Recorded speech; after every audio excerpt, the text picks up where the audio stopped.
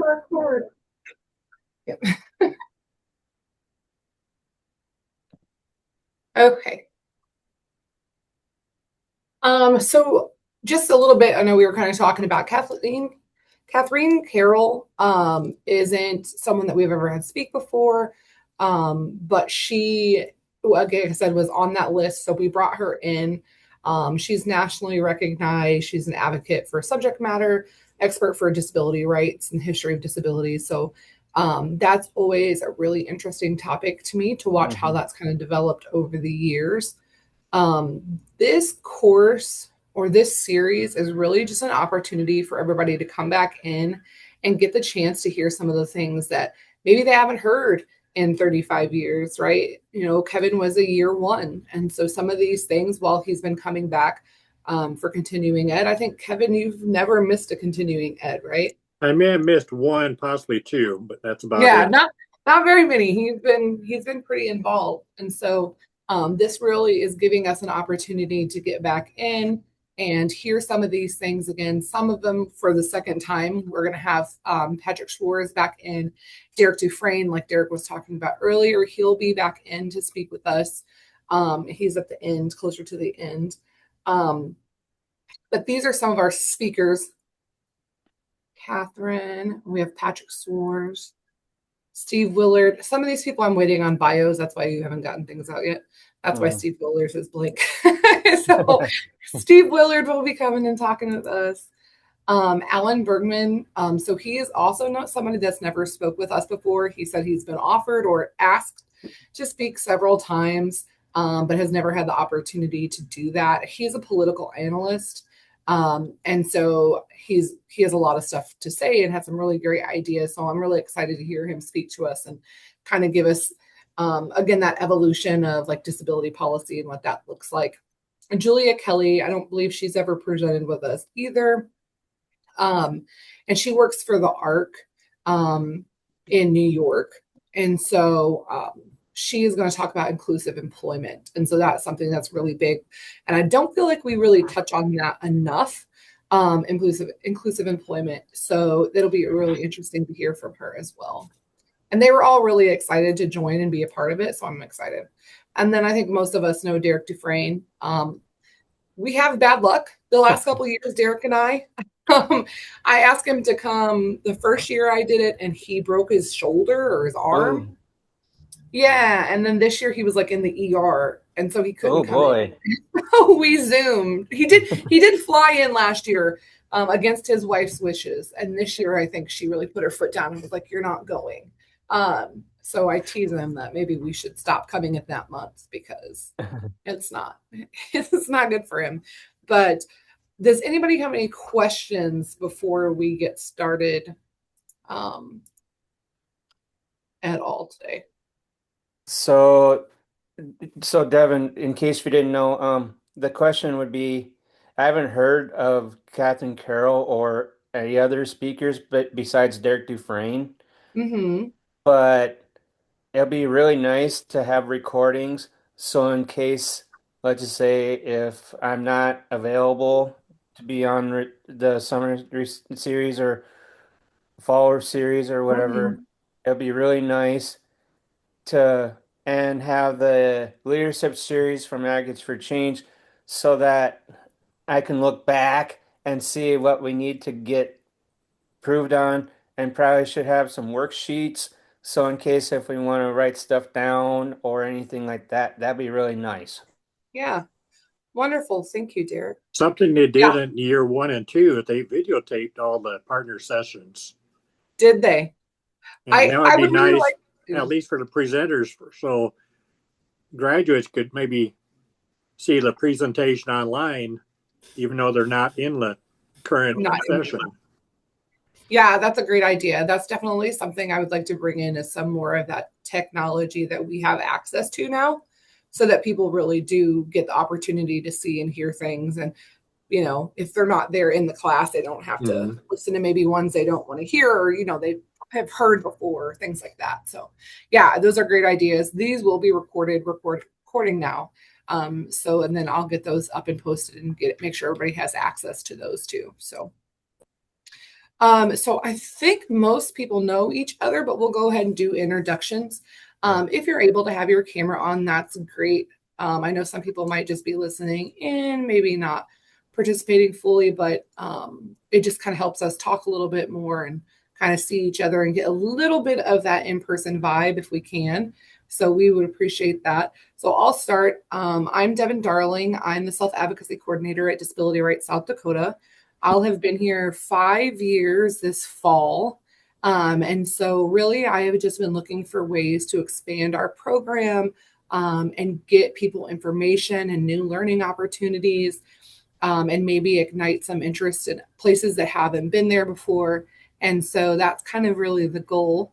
And so, I hope that you guys are as excited about this series as I am. Yeah. I think it's going to be a great learning opportunity for everyone and to get to meet some new speakers. So that's going to be great. Yeah. All So right. whoever would like to go, I'll mute I'll do myself. it.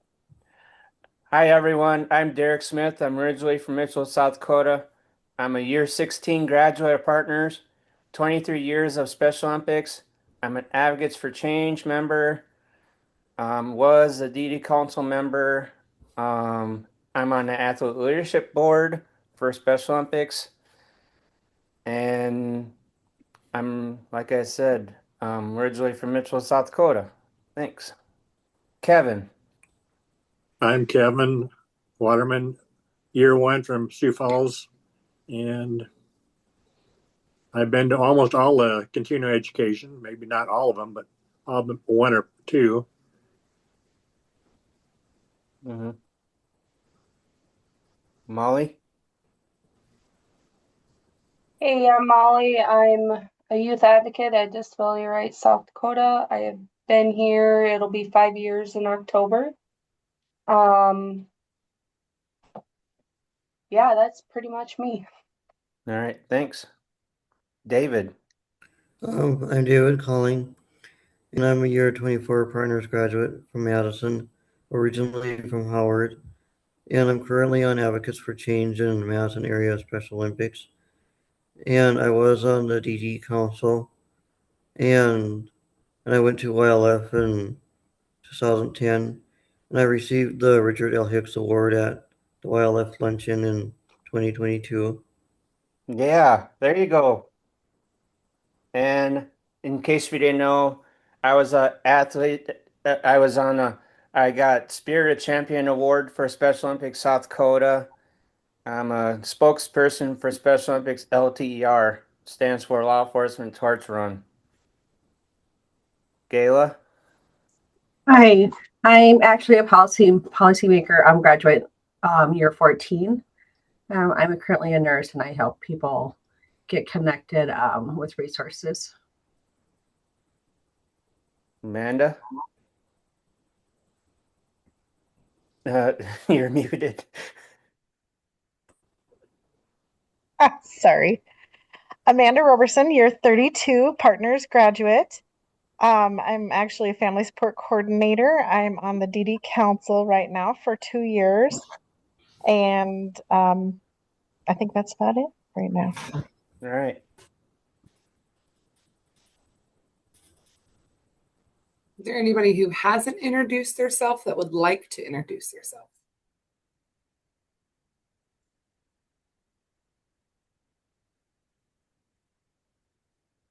No? Okay. I don't know if I need to make a speech or not. I'm Peter Somervold. I'm a staff attorney at Disability Rights South Dakota, and I'm here to learn. Yeah. Nice to meet you, Peter. So I'm going to share with you guys a little bit. We have just a few minutes before. I always keep wanting to call her Kathleen, and that is not her name, Catherine. I'm trying to get that in my head. I don't know why. I think it's maybe with the Carol. It confuses my brain. So she'll be on here in just a few minutes. I just wanted to give us an opportunity to kind of chat a little bit before she came on. So this year, at the beginning of, well, I guess this time last year, I started looking through things for partners, coordinators all across the country. trying to decide how can we make this program more accessible? What can I do to make it easier for people that are in the current class, people who have been in classes previously, to get the information and have the information. There actually is an entire online program of Partners in Policymaking. It's 100% free. You can find it on the Minnesota Partners in Policymaking website. And so I took that online program. I contacted the director of Minnesota's Developmental Disability Council, who actually created and started Partners in Policymaking in Minnesota. That was the very first one. And I said, hey, I love your online stuff. I don't have people that have access to that. And people really like to have stuff in writing. I know I do. I like to have like a physical paper and pen. I want to write stuff down. I want it to be able to touch it. And so I said, can I take this online course and put it into a book? And she said, yeah, sure. Okay. And I said, okay, great. I didn't realize how much of a project that was. It's a lot of information, which is great. It's so great. There's so much knowledge, but it is a lot. And so this is just a little bit of kind of what I started working on last year. And I'm going to continue to build on it. It's not going to be my first year as the coordinator project, clearly. But it's really cool to kind of go in and take a look at some of those things. And so if you look at the very top one right there, what is now HSC, this picture up here, they used to call it the Northern Hospital of the Insane. That's up in Yankton. And then the picture below that is in St. Louis County. I grew up in St. Louis, or well, near St. Louis. And so that's the lunatic asylum. And then the very last one is Ohio Blind Asylum. And so I just thought those were kind of interesting pictures, how far back that goes and kind of how the mindset has changed over the course of all of this time. But some things really remain the same. I'm sure Kevin can kind of see that too, or agree to that there's things that have changed and that's been great. And there are things that are still the same and that we're still kind of fighting this fight. Maybe we didn't feel like we should still be fighting. Here again is that this is the women's corridor and the St. Louis County Asylum, this bottom picture on the left-hand side. And this is the men's room in the New York State. I want to just say that my sister graduated from high school in 1974, and we had a neighbor girl that never went to school one day because she had cerebral palsy and used a wheelchair. She was denied an education. Right. So it hasn't been that long ago that special ed has been in schools. Right. Yeah, it is. It's scary how close that time really was to what we're seeing now. So I always find that kind of interesting that people, it seems like such a long time ago to some people and others it's not. Maybe if I can exit this. Nope. Oh, yep. So Katherine is going to join now. So I'll do a little introduction of her and then we'll let her take over. Here we go. Hey, good afternoon, Katherine. How are you? Morning. How are you? Or good afternoon, I guess it is, isn't it? You're a little bit different time zone than us. Yeah. Well, it is afternoon here too. So how's everybody? Pretty good. Oh, good, good. I'm glad to see everybody. Well, thank you for joining us today. I just had a little bit up. This was just our little flyer that went out about you to let people know. Oh, that's nice. Yeah. Thanks for making me look so good. Yeah, we were just giving a little bit of history. We were just talking a little bit about the history of disability rights. And so I'll go ahead and pass it on to you. I don't want to take up any of your time, but thank you again for joining. And we're really excited to hear from you. Oh, absolutely. Absolutely. So, if we can utilize the chat a little bit during this thing, I'll be honest with you. I'm doing this presentation a little differently than I typically do presentations. And in part because the world is changing so much. Mm-hmm. And I will cover some things that you're going to recognize, but I do have to say, I am not convinced that all these things that we have fought for are going to remain in place. And so we're going to talk a little bit about that. I think, it'd be great if you could tell me, just give me some updates on what's going on in South Dakota. That would be really helpful to me. So if you could put in the chat a little bit, what are if you could name two big issues in South Dakota right now, that would be very helpful to me.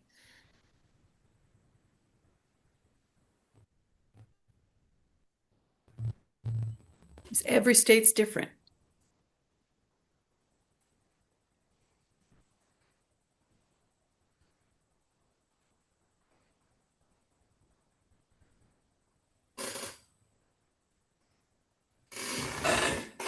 Education, okay. Yep, okay. Waiting lists. Yeah, Medicaid loss, yep.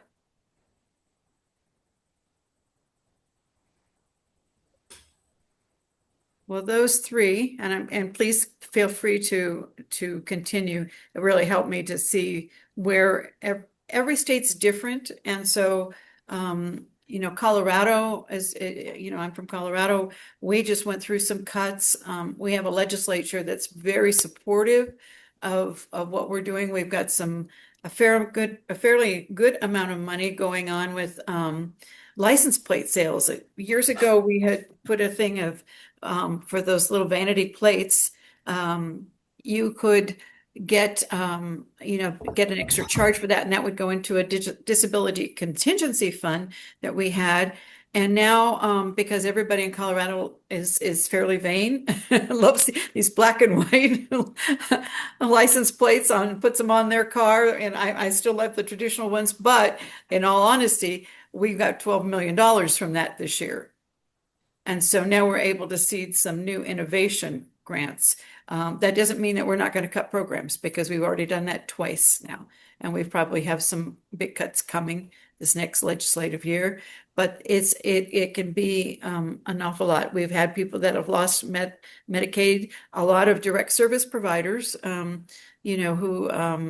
provide care and in-home care are on Medicaid themselves because they don't make that much money. And many of them are very concerned about losing that. It hasn't happened yet, and staff shortages definitely are all part of it. And in South Dakota, you have huge amounts of distance, so I'm sure transportation and rural issues are a problem for you there, because you've got you've got a wonderfully beautiful state, but you've got expansive farmland and the dead, what is it, dead I'm drawing a blank. The hills, the beautiful dead hill, or what's that called? The Black Hills. It's dead, Black Hills, like Black Hills or Deadwood, South Dakota. There you go. There you go. My brain was not connecting the two of them, but they're very nice. And then you've got some really beautiful, kind of desolate country that is the Badlands. So you've got such a wonderful, beautiful state, and as does Colorado, have some really nice stuff, but there's great distances for the rural people to get the resources that they need. So I'm going to go ahead and start now, but I want to start with some of the history, but you'll notice I have a forest in front of us, and the forest is going to kind of be our metaphor for what's going through. And you'll notice that this is a beautiful, lush forest. It's a Colorado forest. And you'll see a lot of greenery and beauty and all that wonderful thing. But the forest we inherited as disability advocates was not an inclusive forest. It was really difficult for people with disabilities to participate. And I'm sure that we hear all the history of South Dakota, and we know Teddy Roosevelt was there, and we did all sorts of wonderful things in that state. But you also notice that there weren't a lot of opportunities for people with disabilities to participate in the general world there. And I know that was true in North Dakota. It was true in Colorado too. So what we began to say is what needs to change in order for people to participate. But this was the forest that we inherited. And I'm going to let you move to the next slide because I think you have control. So Thought I had made you the host, but maybe let me see. Oh, no, that's too far. Oh. Got one. There we go. Yeah, I don't know why it keeps cutting off the heads of this is Franklin Delano Roosevelt for whatever reason. I fixed this 3 or 4 times. It keeps cutting off his head, but that's who that is. It's FDR, and he was our first president who had a disability. And it's interesting that he coincided um, with his disability with some of the New Deal, and his sensitivity to people with disabilities probably architected that on that. There's a wonderful, I think it's on Netflix, perhaps, an FDR that really highlights his personal concerns with his own disability. And I think it really, he was the president for the time. And during his tenure in 1936, he developed the Social Security Act. And that was the first one. And because of his disability, he had, if he'd just been a regular wealthy man, I don't think he would have had the sensitivity to the issues that people had to do. And he spent a lot of time with everyday people, understanding their challenges. And at that time, we didn't have anything in place for people who were growing older. And so growing older often meant poverty for people. And I'm sure you guys are all aware of that. But it was pivotal in the change and making that forest accessible. So if you could put in the chat, if you can, what is your biggest memory of a rehabilitation act or a piece of legislation that you think was the most impactful as we kind of go through the history here? And while you're doing that, I'm going to talk about this generational challenges. I think, as I said in this one, every generation inherits a forest. Some simply walk through it, and others decide to plant something better.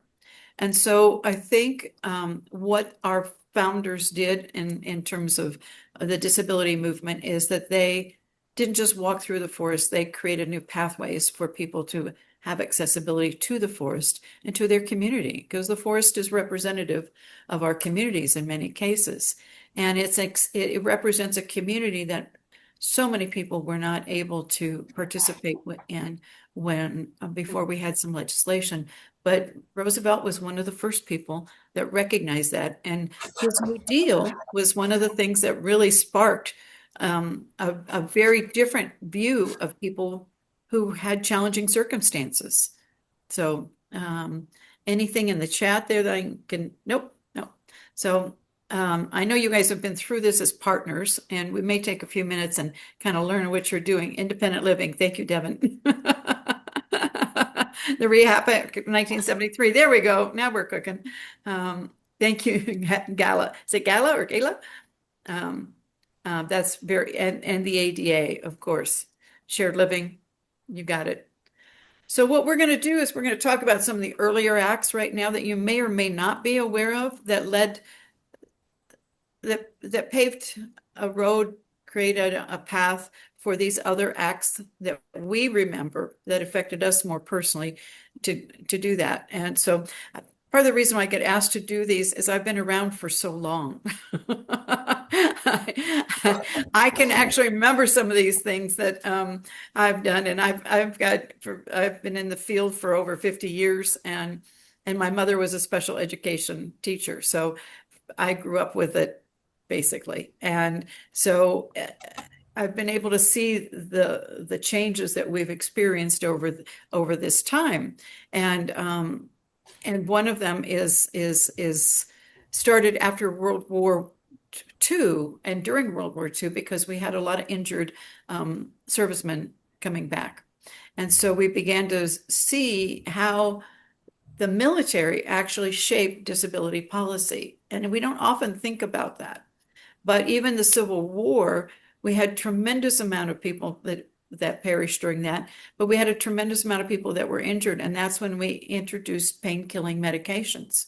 Some of those became addictive, so that was kind of the seed of some of our drug issues today. So what looked to be a positive thing became problematic for a lot of people over time, because we still haven't gotten a really good grip on pain management. But war has a tremendous impact on what we do in terms of our policy. And I think sometimes we think it's just our advocacy, but often there are other trends that coincide with the legislation that has made it acceptable because it meets more than just a small group of people. It meets a larger societal need. And so those are some of the things that we see. We'll move to the next slide for you.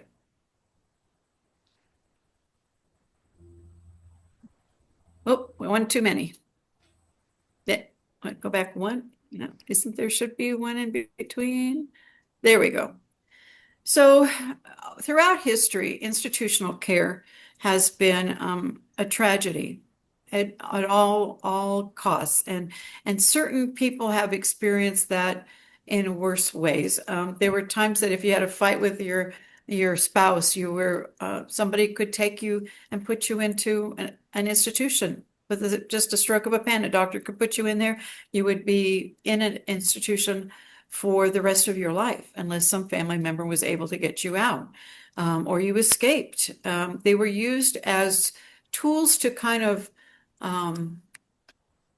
the word I'd want to use is gentrify society. So whoever decided that this was, and it was often a predominantly Anglo male culture, would decide who was acceptable and who wasn't. So a lot of institutions were not just filled with people with disabilities, but they were filled with people who didn't get along with people or had some ideas. And it was in some ways a way to control society.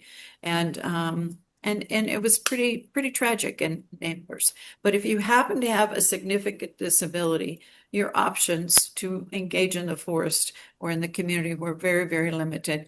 And we know that doctors encourage parents to put their kids in an institution. And at the time, there wasn't much there. Families would keep them home, but they were often unseen. And so, if they had a physical disability, their bodies didn't get any therapy. There was a lot of deformity that we don't experience now, a lot of medical things that we didn't understand. And so we just kind of warehouse people in some very cruel manners. So this went on for a long time. And if you remember in the 1960s, late 60s, I think it was, Geraldo Rivera did an expose on Willowbrook. Are you all familiar? I imagine most of you are familiar with Willowbrook. And so Willowbrook was a representation of a lot of the large institutions around the country. Does anybody here have an experience with an institution or have a family member who was a part of an institutional care setting? Hey, Catherine, this is Derek Smith, by the way. Nice to meet you. Yeah. Just so you know, I haven't figured that out yet, but my recommendation is sometimes I haven't heard of the issues that we're facing right now, but it's hard to understand where you're coming from. It's just really hard to imagine.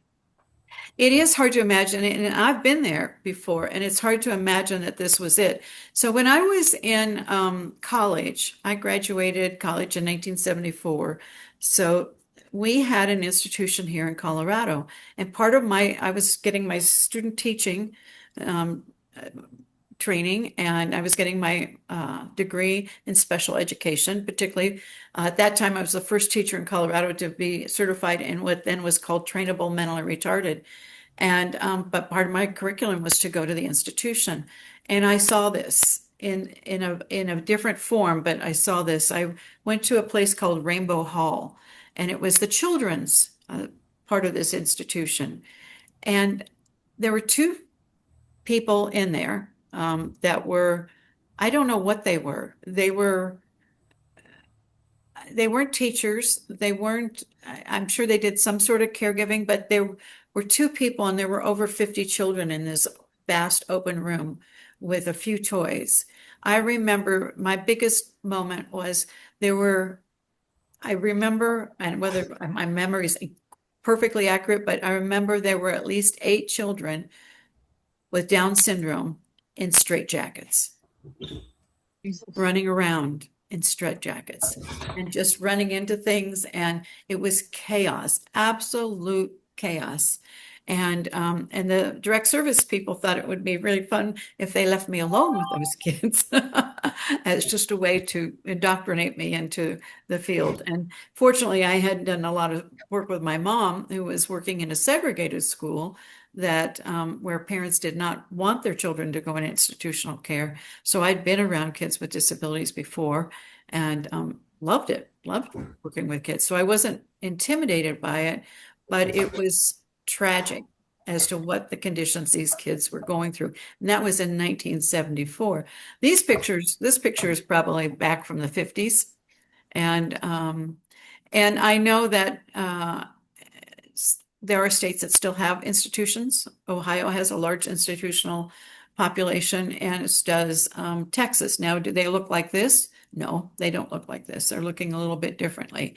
And there are and if we have time, and we'll talk about a little bit about private equity at the end of this presentation, because that's a new trend that is going around the world to, again, kind of warehouse people. And private equity are companies that are on the stock market and who make profit off of that. So it may be not going where this was government.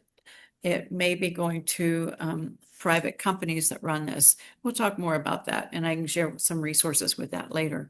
But you can see that, rehab technology was not what it is today, and that these folks really had very little to offer. And people tried to do the best they could in many cases, but there was a tremendous amount of abuse. So the institutions are what the generation of advocates inherited. They were the forest that they inherited, and we each inherit things. And so the group that we're talking about now that made so many significant changes, this was the reality for a lot of people. So the Vocational Rehabilitation Act passed right during World War II. That was the first amendment, and that's where we really began to look at voc rehab, and where we were trying to rehabilitate people in terms of not only providing physical therapy, hospitalization, but we started looking at job training as soldiers began to return from the war. And in 1954, there was another amendment that was passed, and this was done by Dwight Eisenhower. And he passed another one that really put in vocational rehabilitation for people with disabilities. And he had a director, Mary Switzer, who was also looking to expand people with disabilities. And shortly thereafter, the Social Security disability insurance came around. So SSDI came around in 1956. And that's a big one. That's a big one. So for those of you who may or may not understand employment for people with disabilities, if you can get 4 quarters or 8 quarters of work in, that's 2 years worth of work, then you qualify for SSDI if you're unable to work. And that opens up a lot more. You get both Medicaid and Medicare, and you get more money than the simple SSI check. And you're not under as tight of income restraints as you do with that one. So somehow I was able to admit somebody into the room. I don't know how that happened, but maybe I do have control and I just don't know. So those are the things that have happened in that small change, and those were the stepping stones to help us create these larger acts that, like Gayla was saying, there was the Rehabilitation Act of 1973 that included diabetes and diabetics as part of that. And so the resources that happen after that. But I want to talk a little bit about, and we can go to the next slide, because I want to talk about what it takes to be an advocate. And these folks. Now I'm going to tell you a little story about Colorado. Back in the early 70s, as this 504 movement was working, and 504 is up again. If you're paying attention to the news, 504 is being challenged. There are a number of states that are suing the federal government because they want to rework 504. There have been some changes in special education, and we'll talk about those changes in a minute. But None of this existed. Access to regular education did not exist for most people with disabilities. They were all in segregated schools, or if you were not living in an institution, you were probably living in a nursing home. And so we had a young pastor named Wade Blank, who long-haired hippie pastor, who decided this was part of his mission. So he worked really hard to get an individual who desperately wanted to be out of a nursing home out of that. And he got involved and working with ADAPT.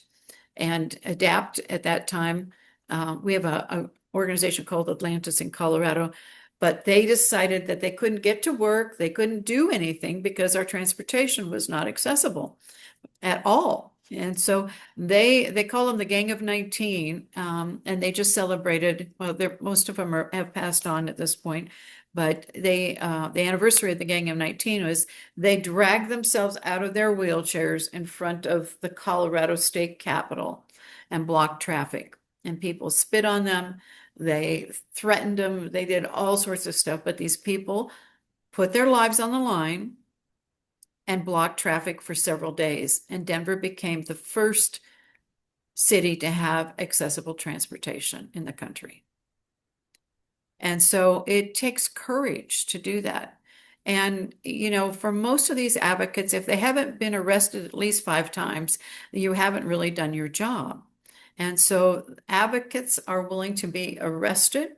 They're willing to dehydrate themselves for long flights to Washington. The advocates I know are so fierce. It's incredible. They'll be drug out of, we had another one, Don Russell, this fairly recently when Cory Gardner, our senator, was really looking at cutting Medicaid. And she went to his office with a bunch of these advocates and they drug her out of her wheelchair. The Capitol Police did. So they're willing to endure an awful lot. And you have to ask yourself why they're willing to endure that. Why were they willing to put their lives on the line for civil rights, not just for themselves, but for the whole nation? And it's because they didn't have much to lose, that their conditions were not great. So they fought for that. They carried themselves up the steps, climbed out of their wheelchairs and climbed up the steps to prove a point that accessibility matters. And that anniversary was just this week. So July is a big week or month for disability rights, and Colorado has disability pride events going on, and it's pretty amazing to see what's going on. And we're going to need that energy that this generation had going forward, I'm afraid. So let's move forward, and we'll talk a little bit about some other things here. So they gathered, and you know, one of the things that we were able to dovetail on is the 70s were a civil rights era. So you had people of color marching for civil rights. You had women marching for rights. Women couldn't have credit cards at that time. They often couldn't buy property. There were some awful lot of things that coincided with this movement that fed the disability advocacy movement during the 70s. And one of the biggest sponsors and help, sponsoring organization was the Black Panthers. And you may or may not know that, but if you do some research on that, the Black Panthers really supported the movement. And when these group of people had kind of locked themselves into an office building in Washington, and they're running out of food, they're running out of everything, and they, personal care concerns, they were the ones that stepped up and helped feed people, help them to, with their personal care, and help sustain them during their sit down and their protest in the Capitol. And so I think when you look at legislation, it's really important to realize how much effort went into some of these breakthrough organizations. And it wasn't one person, it wasn't a designated leader. It was a group of people working together that made this stuff happen. And I think that's one of the things that is so remarkable to me, is that It happened not just in Colorado, it happened in Texas, it happened in Maryland, it happened in Virginia, it happened in Seattle. It happened all across the country where people were coming together, and these ADAPT chapters and independent living centers became the hotbed for recruiting people and helping support them. But they used some really good strategic uh, actions that they were able to gain from these other civil rights groups. So I think that's important to know. Meanwhile, while these folks are fighting, there was in the 50s and 60s, there was another group of folks that were coming along, and that was parents. Parents had a huge role in all this. And if you ever have a chance to go to the Minnesota DD Council website, Colleen Wick has put together an amazing historical review of all the things that happened during this time period. She's really the historian of our country on this. Judy Heumann, who did some really amazing things in Crip Camp. If you haven't seen Crip Camp, wonderful movie to watch because it really takes where some of these leaders emerged was from a camp. They called it Crip Camp. It was a camp for people with disabilities, a summer camp. And those relationships were built, and that fire for something else became really embedded in those relationships under the tree, or at the swimming pool where people do that. So I think a theme of this presentation today is how do we create an atmosphere where leaders can thrive? And surprisingly enough, in a segregated camp, in New York, that was nicknamed Crip Camp, a lot of the disability leaders emerged from. And they were the folks who had been impacted primarily by polio, same as President Roosevelt.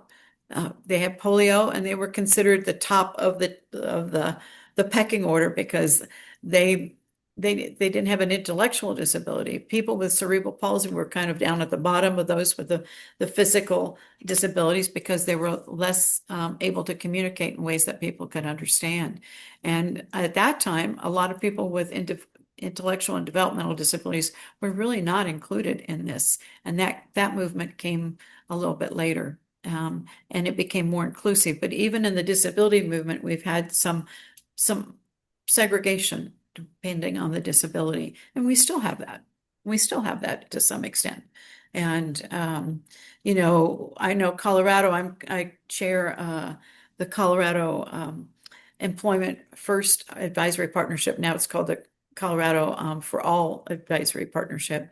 But it is, we had it's been around for about 10 years, and I was the founding chair of that, one of the founding chairs. And employment for people with significant disabilities was not part of the conversation enough of the time, particularly when you got to vocational rehab.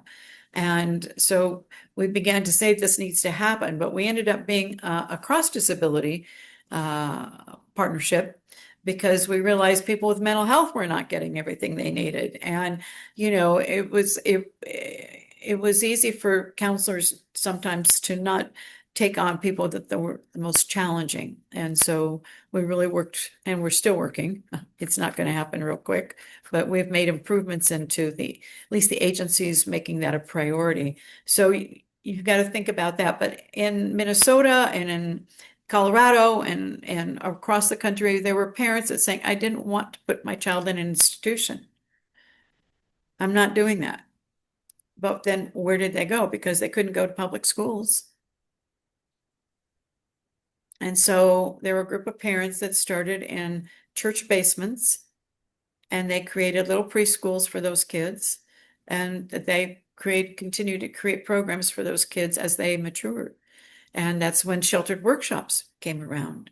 And the sheltered workshop actually came from people not being part of an institutional setting. So we didn't know what to do. And that I remember that because I was around during that era.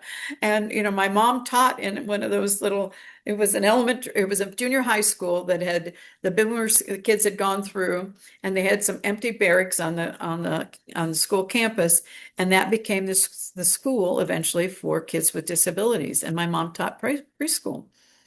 And so I'd go in the summers and help with summer camp.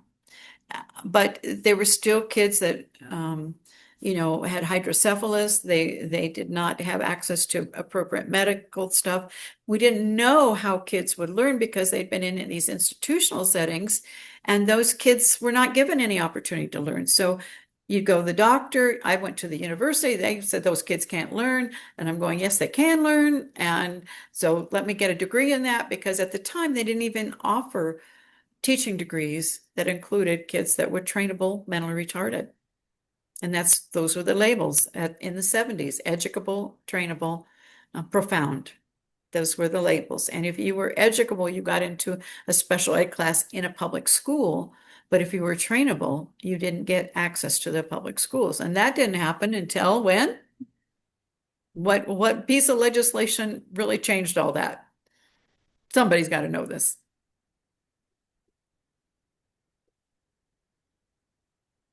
1970s. Is it like the Disability Act? It's the Individual Education Act, IDEA, that passed in 1974. And that's when we began to open up the public schools to kids who are not typically allowed in the public schools. And I taught in a segregated school. My first teaching job was in a segregated school, like my mom taught at. And it was in a different part of the city. And we were pretty good, but we were figuring it out, is how do we help people with their behaviors? How do we educate people? There was a great debate, even amongst the staff at can these kids really learn academics? What was the exposure to? What kind of learning did they need? Did they just need practical things like how to make a bed? Well, yeah, they needed that. But did that mean that they couldn't learn how to write their name? I mean, these were the debates that went on in our classrooms and in our teacher meetings about what does a curriculum look like? How do you handle behavioral challenges? Well, we did it the wrong way back in those days. There were timeout rooms. There were physical restraints. There were a lot of really bad things that came out. And then there became a group of I would say, professors who came out with a set of values that underpin. We're not treating people like they're subhuman. We're treating them as their equals. So if we treat people as their equals, then we're as our equals. What do we provide for them that's different than, oh, we're just keeping them busy? We're going to pay them sub-minimum wages. We're going to pay them if they work. So for a lot of people, it was it was a mini institution, and we had larger group homes and, ICFMRs, which were kind of larger they were mini institutions is what I call them. And then we still had a lot of people living in nursing homes. But we began to figure out some best practices on how to educate kids. And we began to think about people like Wolf Wolfensberger and Herb Lovett began to say, hey, these people can learn. We can do this. Mark Gold and Associates. Mark Gold had people in institutions disassembling bike brakes and putting them back together. And all he would tell them is try another way. And then we began to say, wait a minute, we're not thinking of people as whole people. And this is when you began to see the seeds of person-centered planning. It was the very beginning of that, as we began to see people as not broken, but just differently abled. And that was a big part of the turn that happened in the 1970s. The public schools still segregated kids in the back of the schools. They were still not part of the mainstream classroom. And in many cases, that was what was happening. And so it was still frustrating for a lot of families who felt that their kids should be part of the regular class, but at least they weren't a part of the institution. And the schools were not really prepared because they didn't get part in their teacher education programs.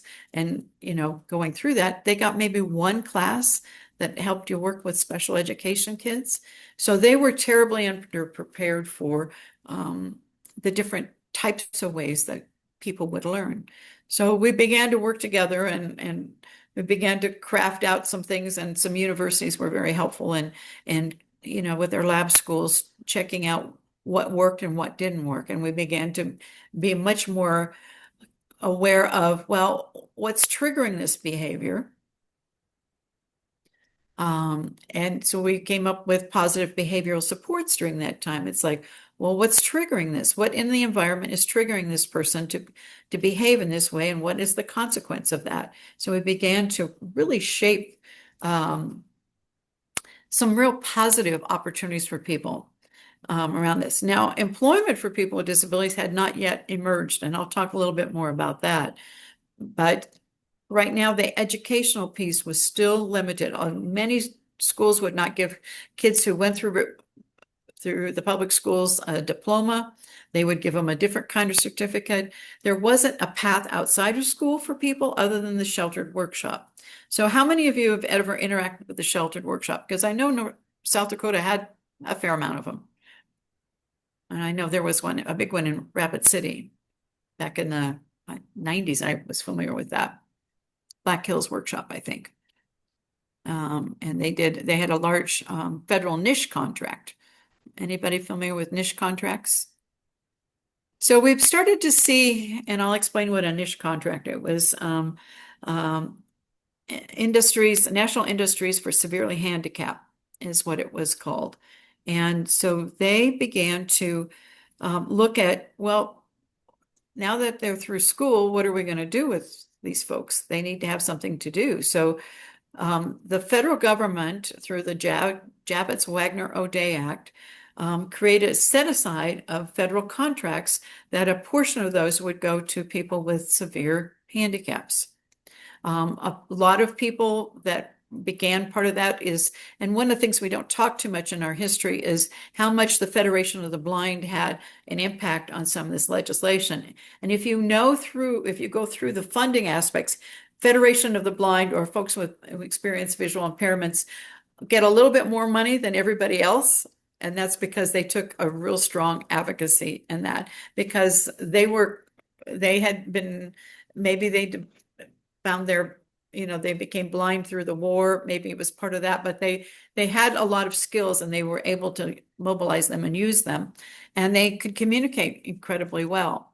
So you had people who were high functioning that were helping shaping a lot of the policy that we did, but that still left out a lot of people, left out of people with hearing impairment, because their communication skills were not as, they could communicate within their community, but they couldn't necessarily communicate with people outside their community. But this is when we began to, look at interpreters and making things a little bit more accessible for a broader range of persons who experience disability. But the Javits-Wagner-O'Day Act was an important act because it really opened up well-paying jobs for people. So when you got a job through a niche contract, like at the Black Hills workshop, you were making good money. You had you could be sewing masks, you could be making coffins, you could be whatever the federal government needed you, and you wrote a good contract for it, which Black Hills was very good at. They were able to pay people, and this is what changed with those niche contracts. They got to buy things because they were not making sub-minimum wage. They were not making pennies at the sheltered workshop. They were making at least minimum wage or more at that time, often more, and they could go out and buy a home. They could buy a car if they could drive. They could pay for their transportation. So we began to see through that the economic powers of employment and having an opportunity to do that. And these were for people with severe handicaps. This wasn't for other people. These were people that had been, sorting things or doing crates in a sheltered workshop, at below, because a lot of the sheltered workshops would underbid the contract to get the work. And then that would mean that they could only pay people. Some people would make $12, $15 a month, working full time. They make 12 cents an hour. So because of the way some of these contracts were bid, and they were done on, they did time studies, so it was on a per piece of work produced. And so some people were very slow and they didn't make very much money and other people made a little bit more. But then you found that you had to kind of keep people in the sheltered workshop to keep the contract. So people didn't have opportunities to necessarily move to other kinds of employment. So anyway, we'll go to the next slide and we'll see.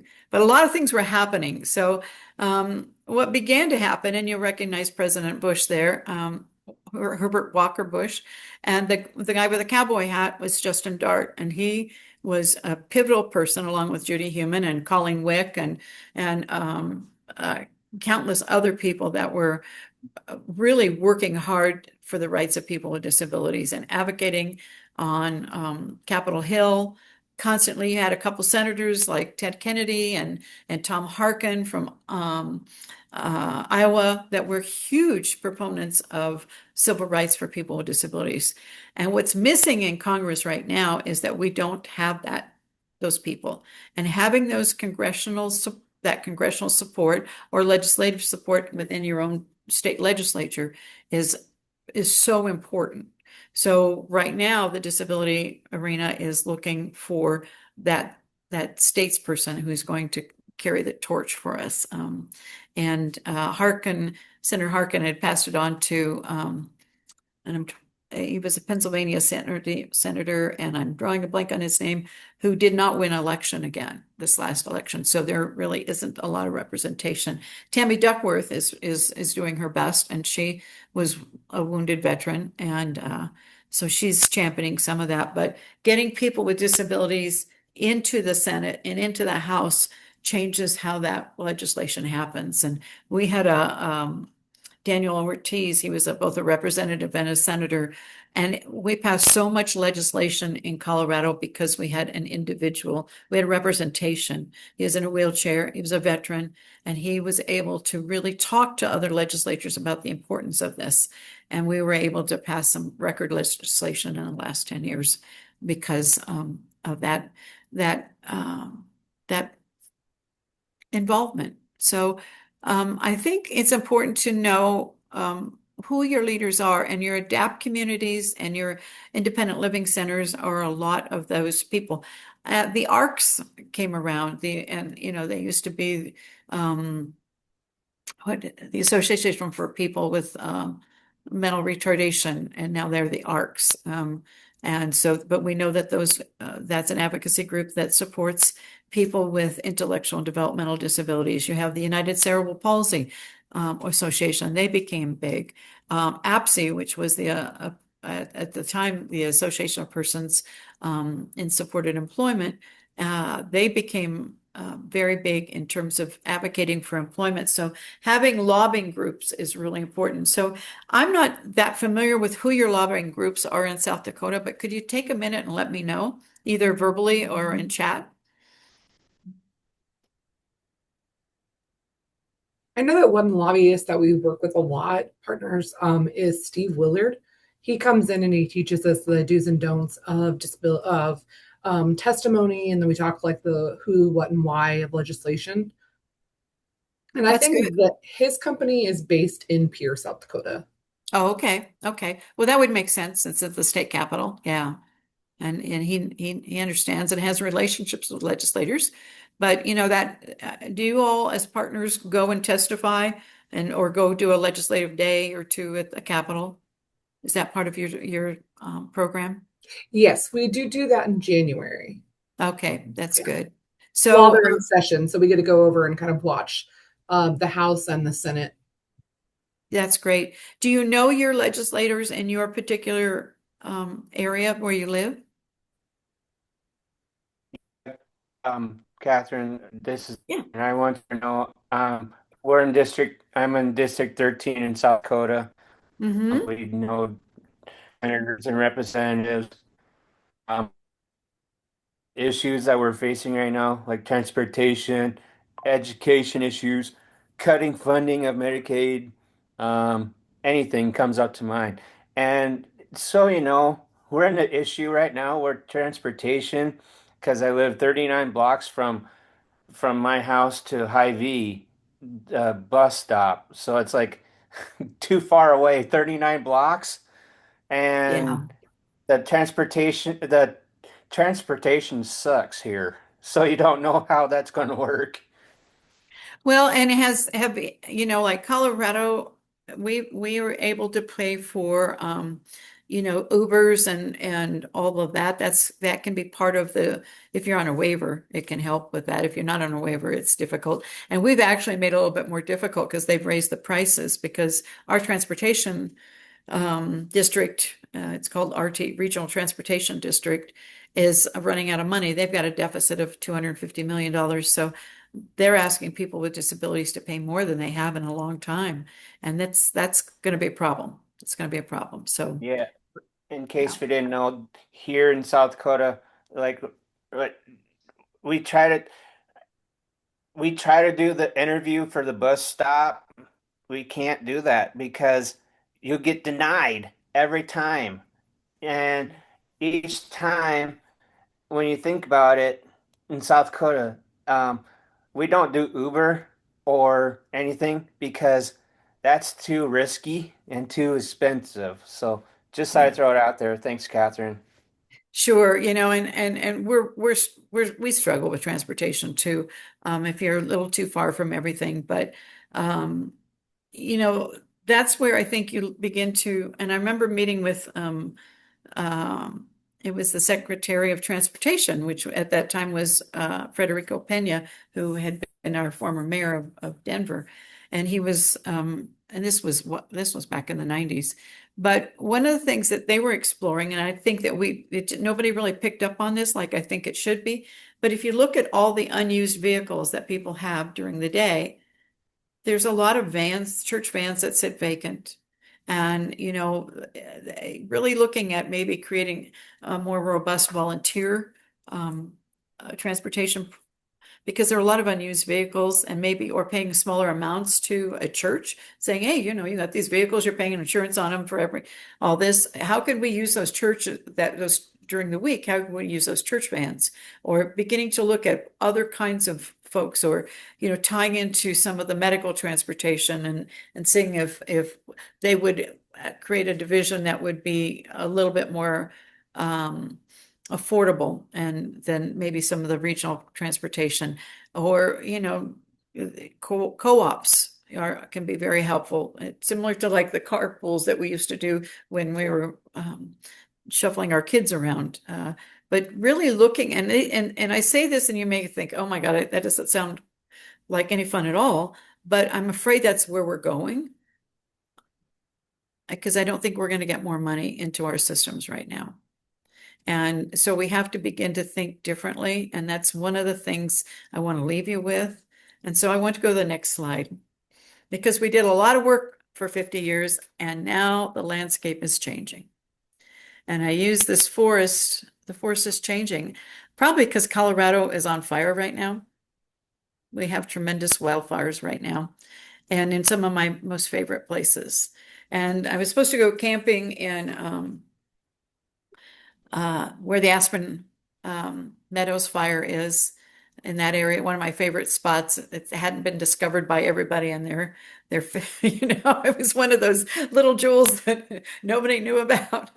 But the fire came. And so I ended up going to Grand Lake instead. I just spent a night up there and then I went through Rocky Mountain National Park and Estes Park. Now, 6 years ago, 7 years ago, I guess it was in 2019, we had a similarly catastrophic fire that called the East Troublesome Fire that almost took out these two beautiful towns, but it exploded into the scene.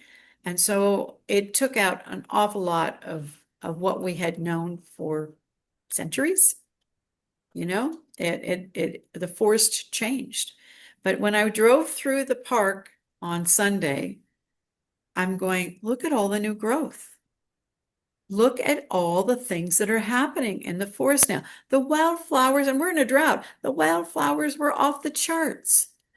So this is where I think we are right now. So you're going to see special education moved out of the Department of Education, which is going to collapse shortly. And that's now in Health and Human Services. So that's going to push us probably, we're fearful, towards a medical model again. we're hearing about Olmsted being, what have you heard about Olmsted? Because that's kind of a pivotal one for you all to know about too. That's probably the last best legislation that passed. So tell me what you all know about Olmsted.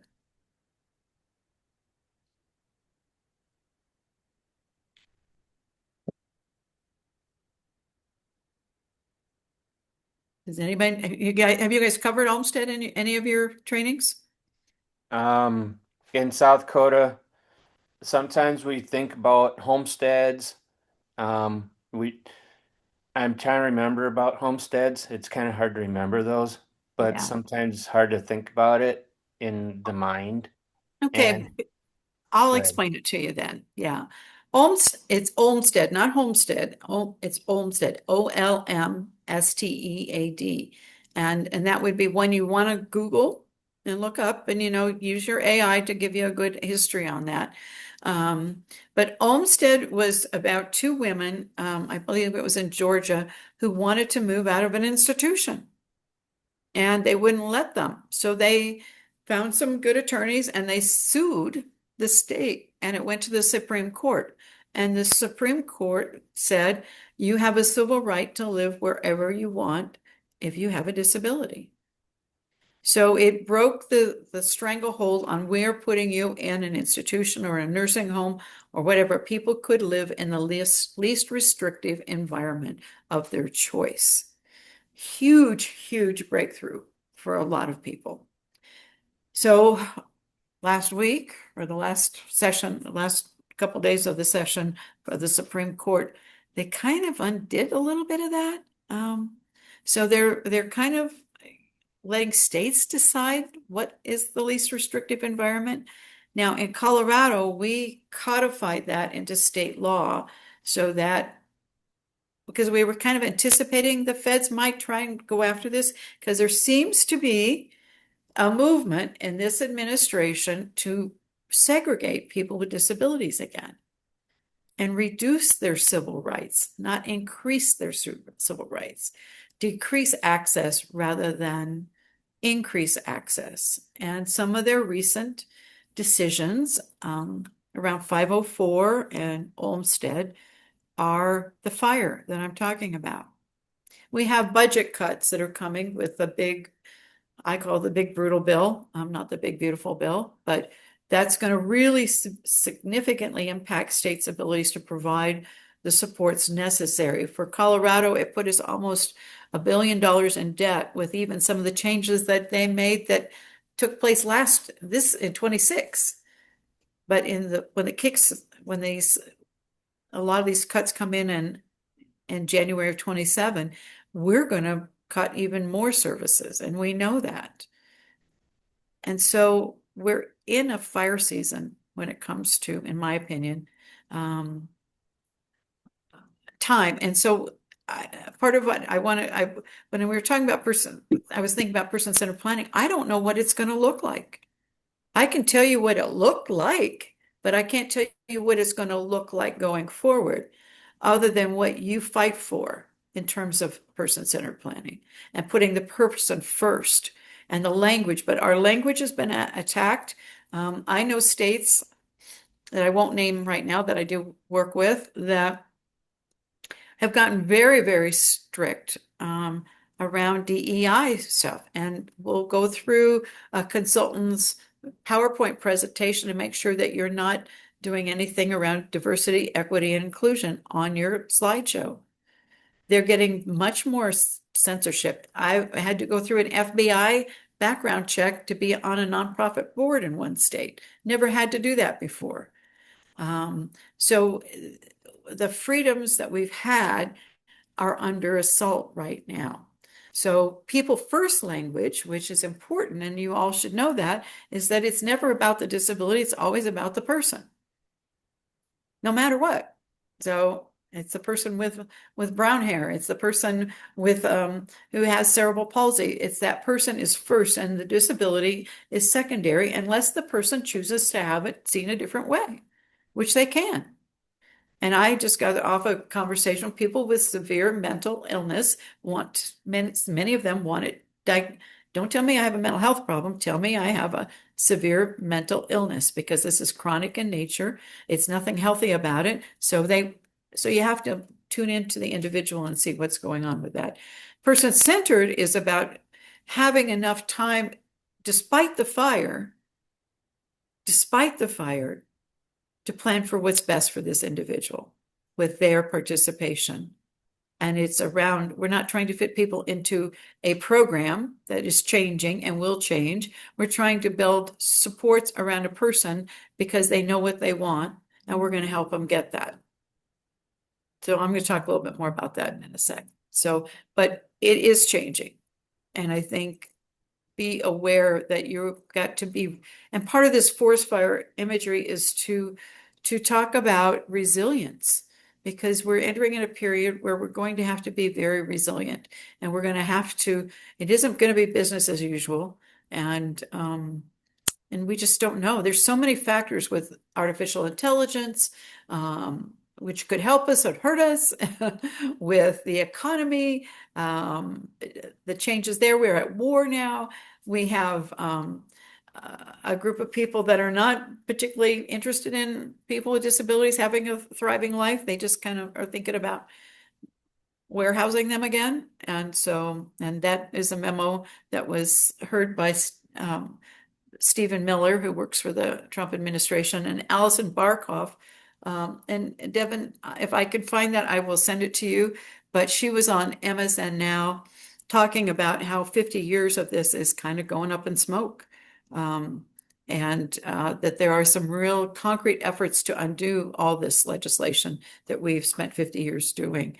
And she used to be the executive director of the Administration on Community Living, and now is a Georgetown Fellow.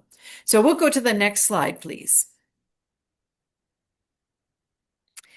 So this is a firefighter that I happened to be in this place that was had fires all around, and we thought we were going to evacuate, and the firefighters were at this lodge getting their nourishment and their rest, and this guy just struck me. He was working so hard to keep the lodge that I was staying at safe.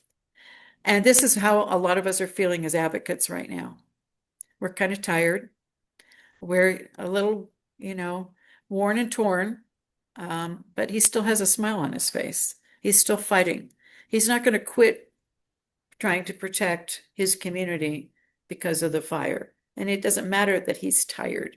It doesn't matter that he's just going to do what he has to do, and he'll sleep later, is kind of the thought that they all have. But their job is to protect people and do that.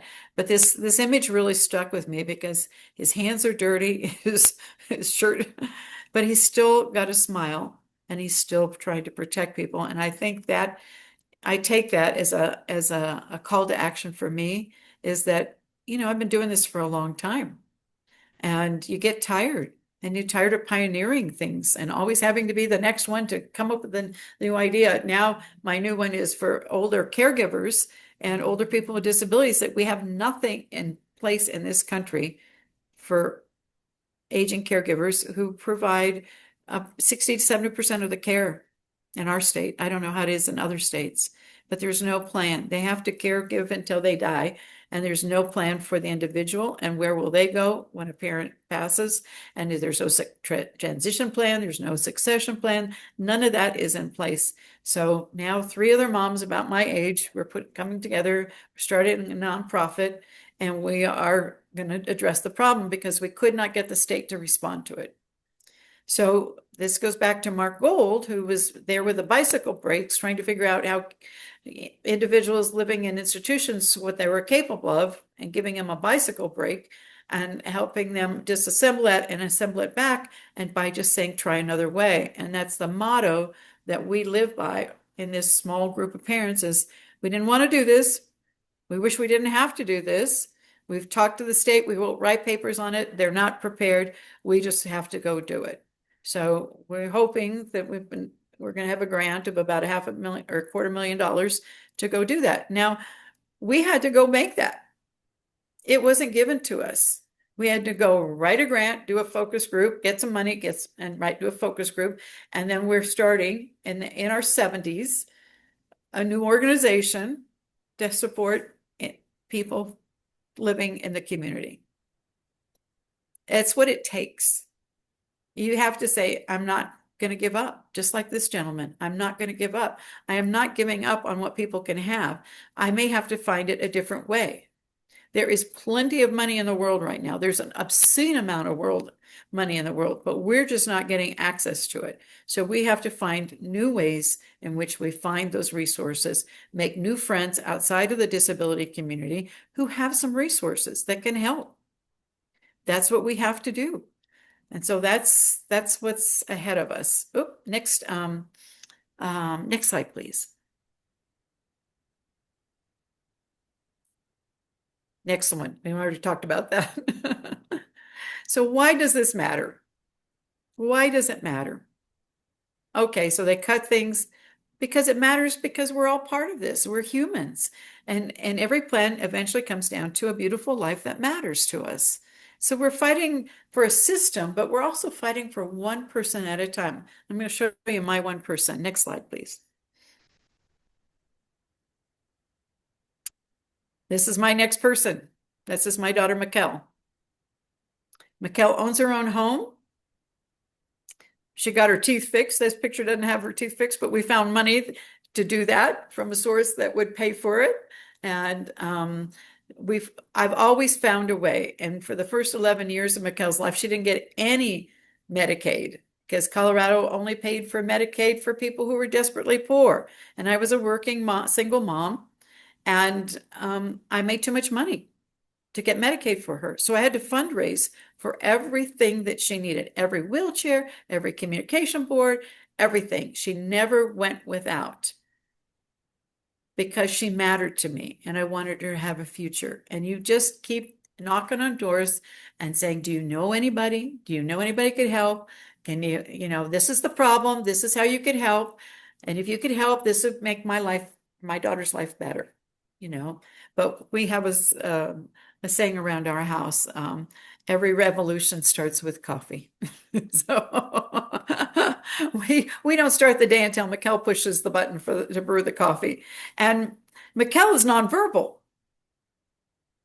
but she was the first nonverbal podcaster in the world. Now, did a job developer come say, "Oh, let's help Mikkel become a podcaster"? No, there isn't an employment agency in the city of Denver that will work with her. I'm her job coach. And we said, well, Mikkel likes to present. She likes to sell her bracelets. She likes to do this. She has an Etsy store. She's got all this stuff going on for her. But we've been podcasting for 9 seasons now. And her podcast is heard all over the world. You try another way. You find a way because that's what matters. And you start with a cup of coffee. So you gotta take care of yourself somewhere. Okay. Next slide, please. So technology is a part of 21st century advocacy. If you're not using technology, playing around with AI a little bit, AI will either be a friend or a foe, depending on how you do it. And I think we are still trying to figure out how that's going to happen. But I can guarantee when that Medicaid work requirement comes through with this new big, brutal bill, and they require people to, to prove that they're working, or some of them fit into certain categories they don't have to, they're going to use AI. They're going to surveil that. And they're going to set up an algorithm that's going to do that. Now currently, I think 20 some states are suing the federal government because in our state, just to do that for 1 year, to do the Medicaid eligibility thing that they want you to do now every 6 months, it will cost almost $60 million for us to do that. And we don't have it. So a lot of states are suing on that. But one of the things about technology that's so cool is that people think, well, technology will help Mikkel.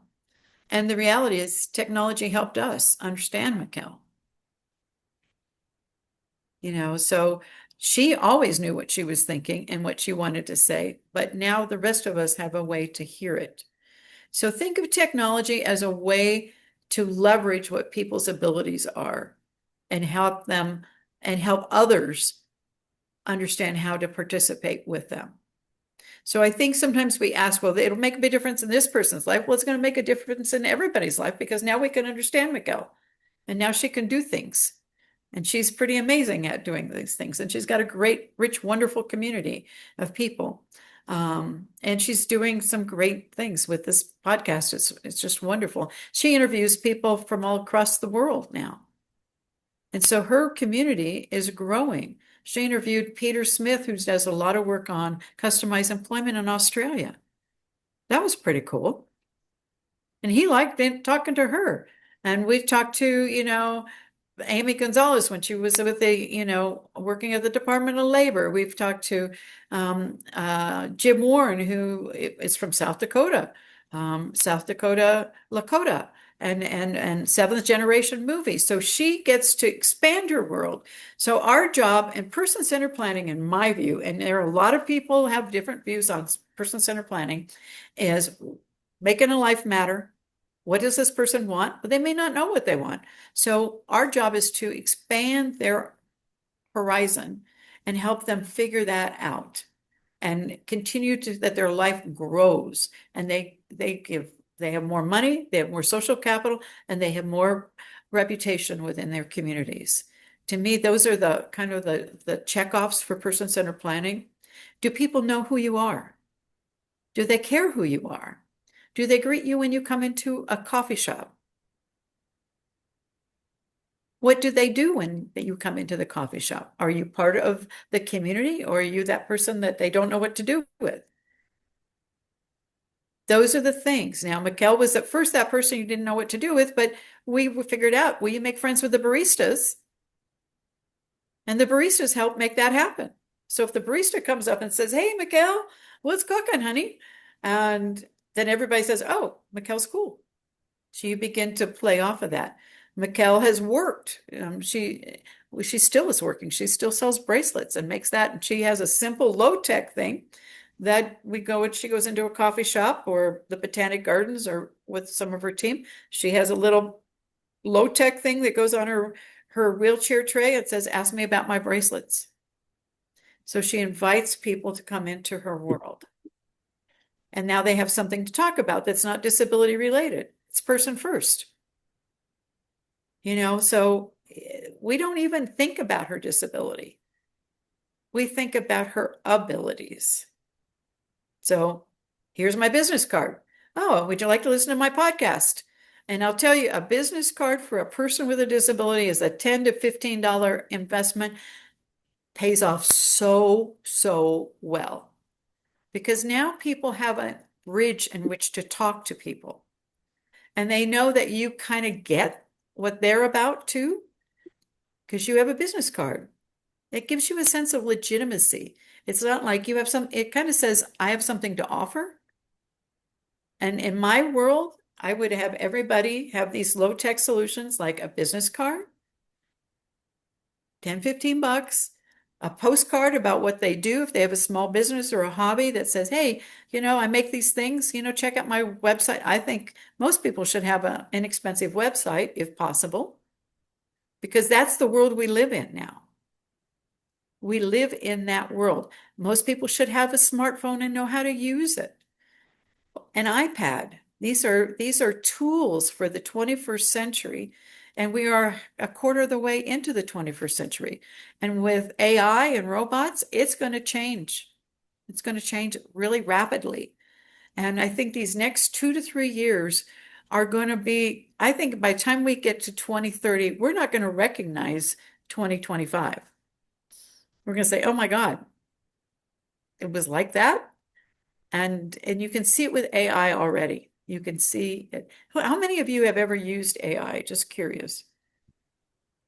I never used AI, but I usually do a podcast for Inclusion and Fusion podcast for Oh, Special nice. Olympics South Dakota. Talks about, so let me explain what it is. So for Special Olympics South Dakota, we do a podcast called Inclusion and Fusion, which is basically talks about what we do, or announce what's going on in life for Special Olympics South Dakota, what the events are going to be, what's the and success stories, different things that really helps out. I highly recommend that you can listen into Inclusion Infusion because I'm it going to write gives it you a down. storyline.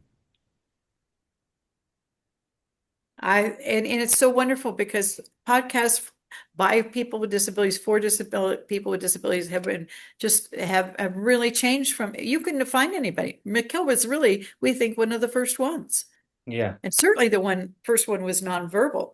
And we wanted people to understand that and hear her stories and develop the storytelling. Storytelling is a huge skill. So you're doing that with your podcast. So congratulations, Derek. I think that's awesome. You have taken it by storm. Now, how AI can be helpful with you is it could help you write your episode notes. So when you post your podcast, usually have a title, and it can help you create your title. It can help you with your episode notes. It can help you find the search engine optimization tags that will be good for that. It can, if you're doing a script where you're interviewing somebody, it can Yeah. help you create the script. It can do a lot of stuff for podcasters. But another thing too is there for me the question would be, I would do that too, but my suggestion is if you want to create your own podcast, do it because I would Absolutely. like to do that because what's the podcast name so I can listen to it and I can sure listen what it says and goes to I will mind. put our podcast in the chat so you will have that. And you can send it to Devin too. That'd be great. Thanks. Yeah, I will. And you'll see a little bit of her website. I decided to throw it out there. Thanks. You're welcome. And I'm going to put that in the chat right now. And it's on Apple and Spotify, and we have it off of our website too. Uh, there you go. It's the Shining Beautiful Series podcast. And Mikkel's middle name means shining beautiful. So that's why we chose that. But Yeah, we in want case, everybody to shine beautiful. That's the whole point, is we want everybody to shine beautiful. well, in case we didn't know, look for Inclusion Infusion. It's also on Spotify. Excellent. I wrote it down, Inclusion Fusion. I love the title of that. That's a really wonderful title. So we'll move to the next slide, please. So it's about having fun. Belonging is the key. And there's a really good book. Let me see if I've got it handy. Yeah, I do. It's under my computer, but I'm going to show you this. It's called Community. It's an updated version from Peter Block, and it's the structure of belonging. And this is an awesome book because we're all about everybody feeling welcome and belong. And we're started hiring people with disabilities to support Mikkel. She's on a waiver program, and this is awesome. And he's got a podcast too, and I think he's got a website. But Peter Block I've seen him present. He is just amazing. And he also worked with John McKnight, who did an awful lot of things around community building for people with disabilities. And they had a series called The Abundant Community for a while. But this is updated for the community that is emerging right now. And it really is one person at a time. It really is connecting with people, telling your story in a way that is short and concise, but it's finding ways to connect. The Broncos will start training camp very soon, and Mikkel will be connecting with people all about the Broncos. That's it. That's how she connects with her brother, because their brother's and her nephew. They talk Bronco stuff because they don't want to talk disability, but they'll talk Broncos till tomorrow, and so, my son shows up for Christmas with a 8-foot Miles blow up doll, basically for her.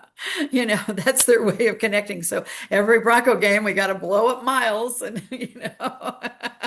he's flapping around there. But it's all about these relationships. And the gal in the middle of this picture with the 47 on her sweatshirt, she's just, she came to us at 19, and now she's a case manager. And she's still working with Mikkel one day, and she's part of my succession plan. And Taylor, who is with the Good Vibes shirt, she is she now works, and she went through this. She thought she was going to be a nurse. She stayed with us for 8 years and ended up working for Charles Schwab as in HR. So now she's got disability experience working for a major HR company or department for a major international company. So we're going beyond the field. We're training the people we train are invested. Selena's no longer with us. We don't know what she's doing. She's the other gal, but she was fun while she was here. But we're also changed some of we're hiring people with disabilities as part of McKell's sport team. So we're trying to be innovative all the time and giving people a chance to grow because, as you said in the first early comments in chat, that finding a stable workforce is one of the challenges here. Well, we have to invest in that workforce. We have to make sure that they have goals. And I've always had the thought that if a person we hire doesn't have goals, how can they support the individual they're working with's goals? So you just kind of make it, we're all setting goals. We all are growing this year. What ways are you going to grow? What dream do you have? And then McKell and I try to support people in that dream. And so I believe in reciprocity. Shouldn't be just about us as people or families with disabilities. What do we offer to the community? And so when McKell went through, she was the first one to be included in each of her public schools. And they'd never done it before because we were pioneers. And I'd always ask the school when they hem and haw about her coming, I'd say, what do you need for the school? And oh, we need a new PA system. Well, we're going to do a fundraiser to help you get that because we wanted people to see that having McKell in their school benefited them. So when she went to the high school that had been built in the 1960s, desperately they needed a wheelchair. And I said, you know what? McKell comes here. I bet we can get you a new elevator. Who would use that new elevator? Oh, the custodian would use it. The teachers would use it. I said, so it's not just about McKell, is it? It's about the community. And because McKell could get this as an accommodation, it went into a different fund outside the school. It went to the district, and the district paid for a new elevator for the entire school that had over 1,500 kids in there.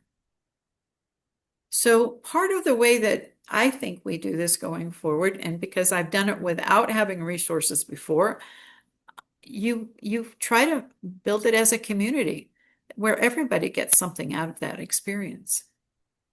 And it's not a one-way street because people aren't not in the mood to just give away things anymore.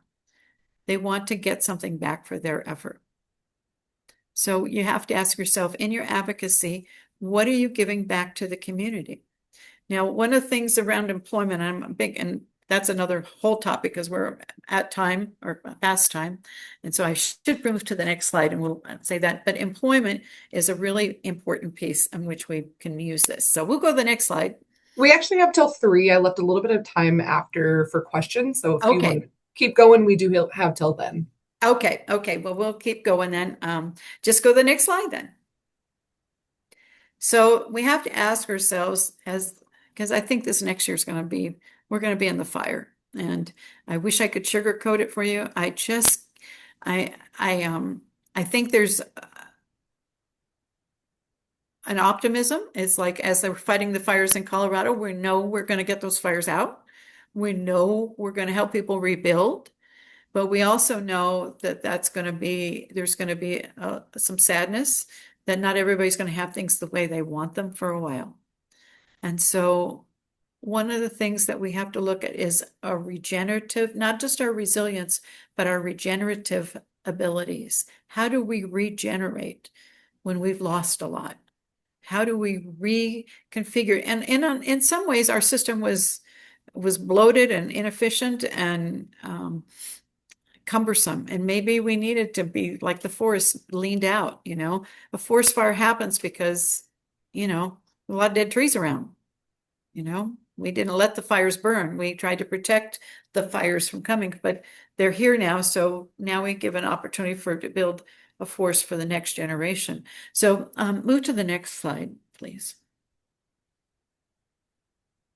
Thank you, Devin.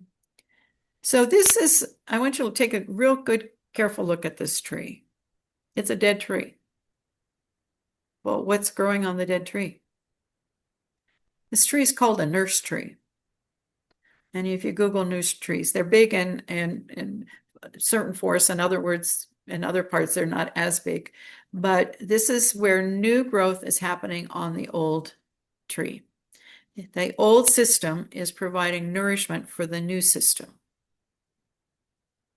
So all the work we've done is going to provide the nourishment for the next group of leaders and the next programs that we're going to create. And, some of that will survive, but it's not wasted. It's just food for the future. And nature is regenerative. And whenever I'm frustrated and I'm wondering how this is all going to work out, how are we going to do this? Because I do think about that.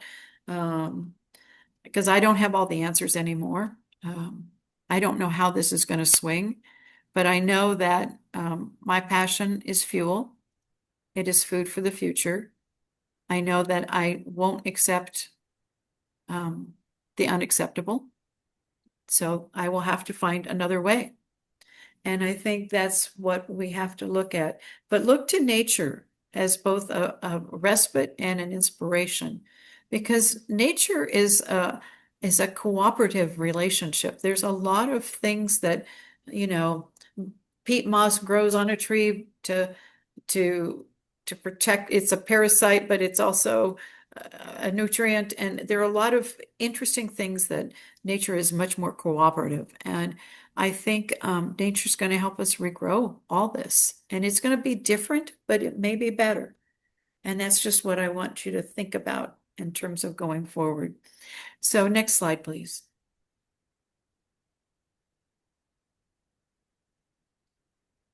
Leadership grows from stories shared and where communities gather. So find out where you as advocates can keep gathering, where you can gather with other people with disabilities, where you can gather with people who are feeling, some sort of strain from a lot of the changes that are going on. That's your group. That's the people. And you have to create some opportunities for people to do that regularly. So a couple ideas for you. With our Employment First for All partnership, we now do, because we don't get together in person anymore, everybody's on Zoom. And so we created a non-agenda coffee talk, because the world revolutions happen with coffee, right? So we have coffee talk once a month, first Tuesday of every month. Show up with a cup of coffee. We provide you a Zoom link, no agenda. We just say, what's on your mind? Could be anything. And sometimes it's a disability related thing. Sometimes it's a different thing. It's a way to kind of casually inform people, oh, this is going on. We have people from the governor's office show up. And so they'll tell us, well, this is what's going on here. Keep an eye out for that. Or we'll say, well, where can we innovate? Where can we be doing this? Or somebody will say, I really had a problem with this and we can brainstorm together. And we thought maybe that'll last a time or two. It's been over a year and a half and people show up to talk. So we started it with our back office, the aging caregiver one. And we've invited people who are siblings to that. And one of our siblings comes, and we do it the first Wednesday of every month. And no agenda.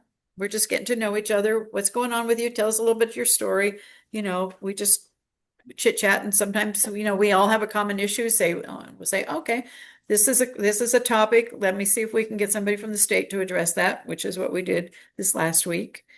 But we just kind of talk about what we're doing, how we're coping, and where we're feeling stressed. And it's the guy who is the sibling says, and he's in business. He said, this is my favorite call of the month.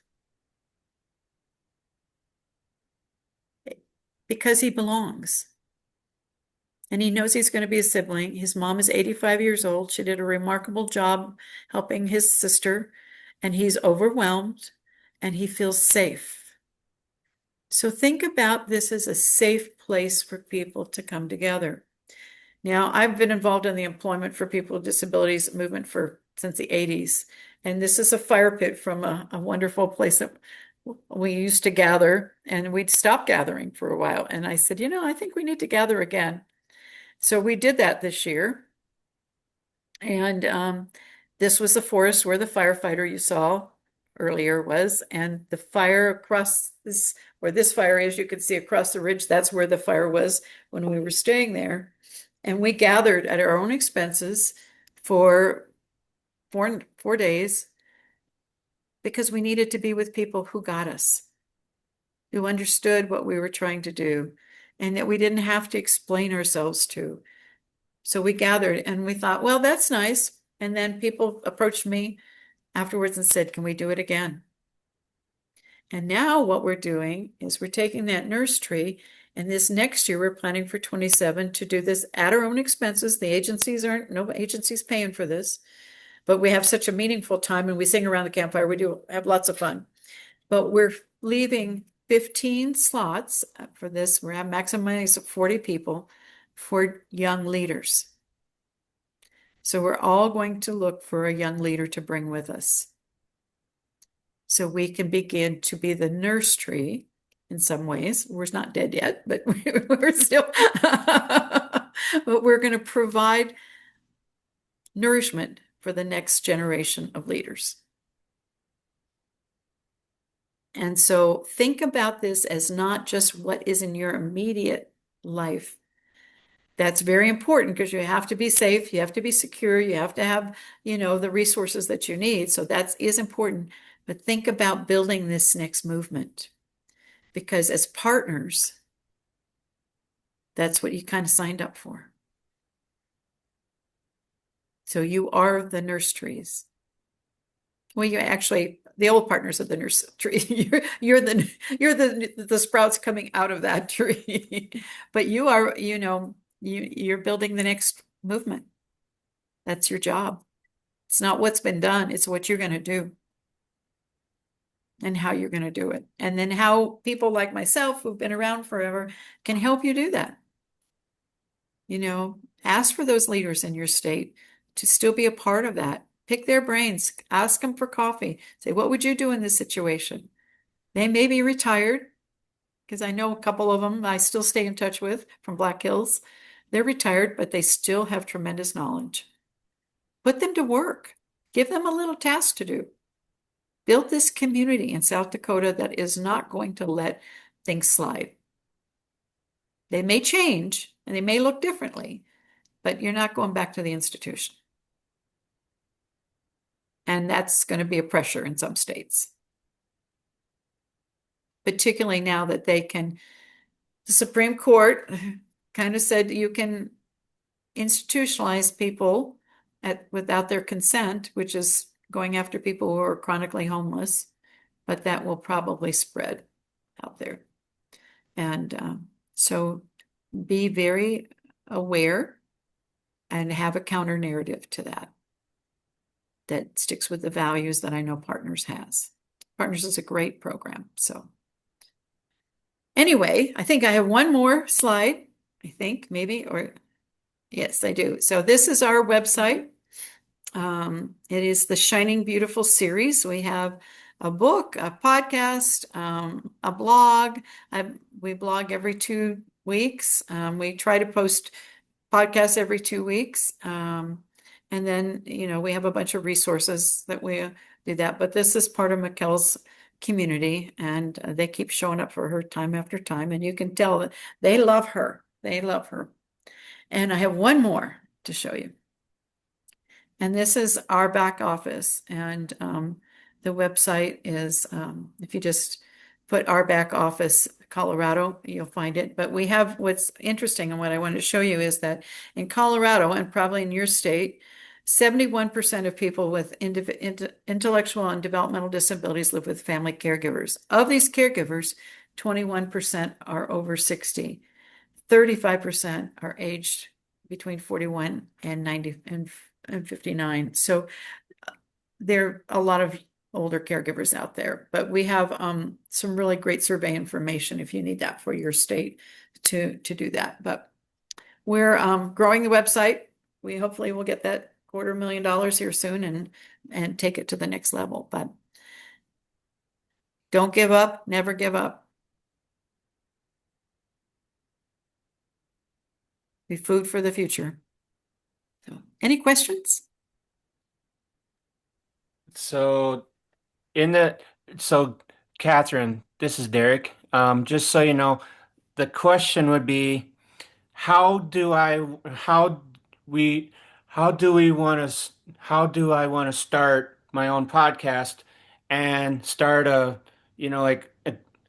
discussion about the issues that we're facing in like in South Dakota world, like how to be interact one another, stay in touch, and many others. Because I'm part of the South Dakota Advocates for Change. Me and David are, and McKenna as well, and how we should do that so we can create our podcast, um, talking a series of the stories of the anything comes to mind. How we do that.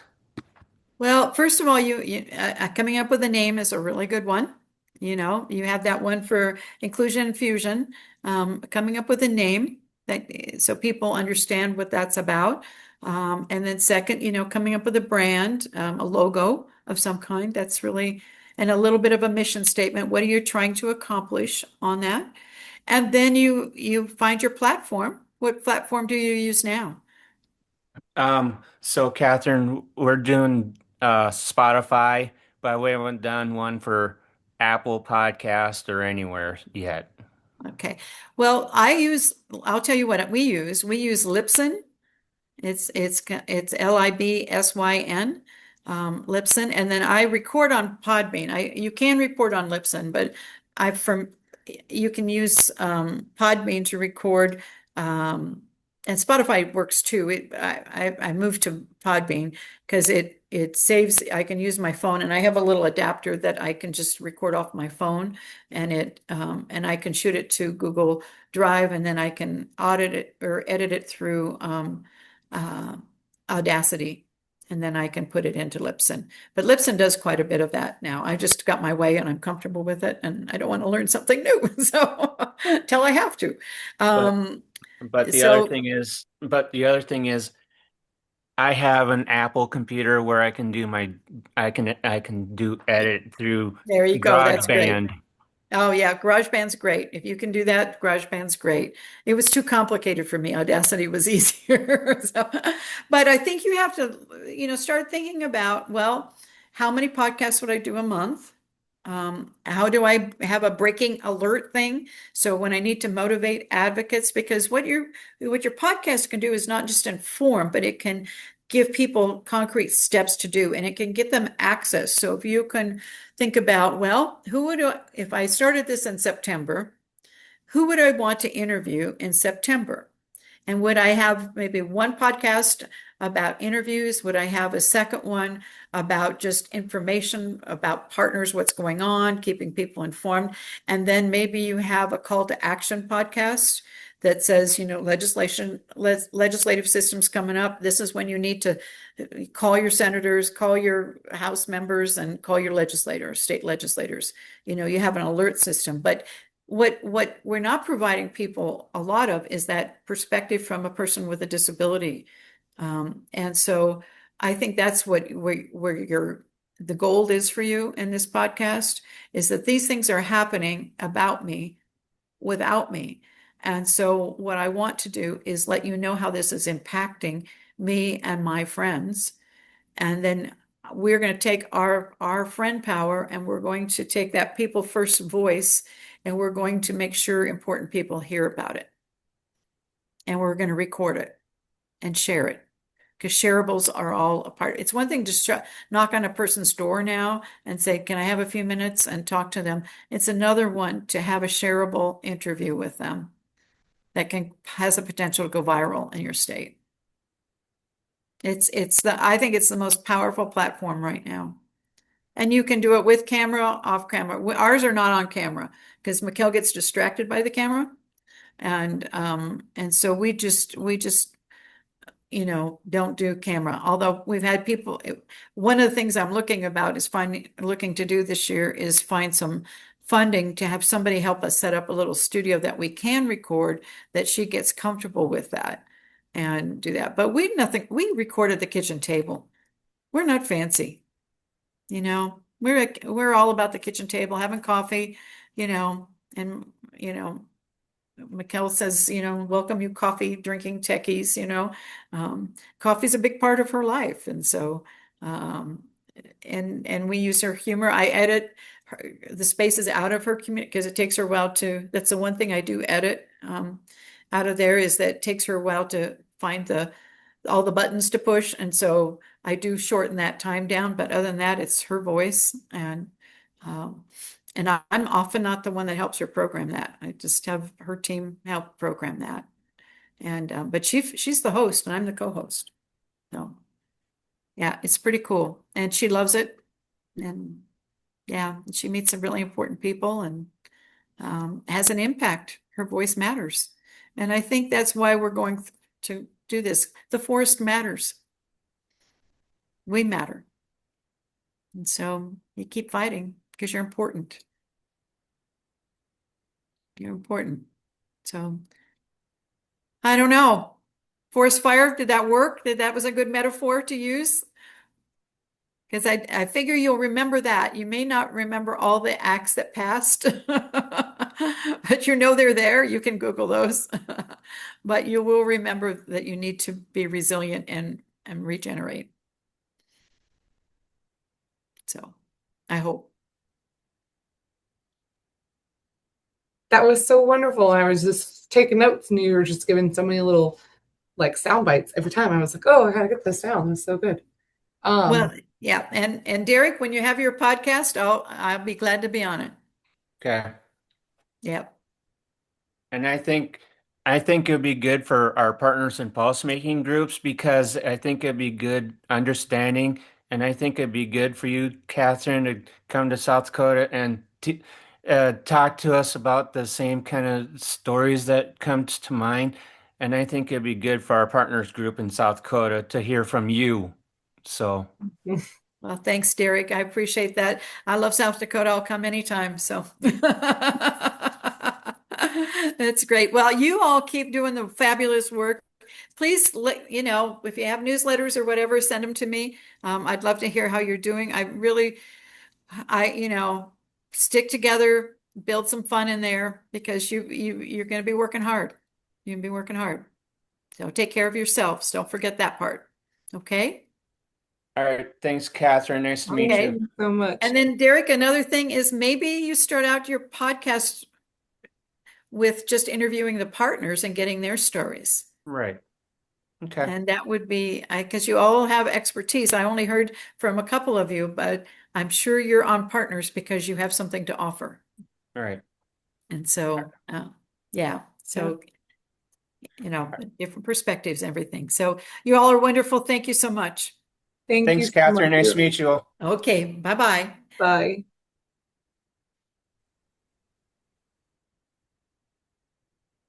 All right. Does anybody have any questions for me? Comments? So, Devin, so if you don't mind, would you send us all the notes and the recordings that we have, that we can look back, and that'd be good to have notes. So if we want to take notes, or that really helps us to determine where we're at. And I think Mhm. Catherine would be great in South Dakota to hear her story, and I wouldn't mind Yeah. hearing that session in person. Yeah, I think so too. How about you, David? I don't think I have anything to add, but I thought it was kind of interesting to see some about what's going on right now and listening to the stories. Yeah. Mm-hmm. Kevin. Well, I'm realizing I'm almost the same age as she was, so I'm one of the old timers.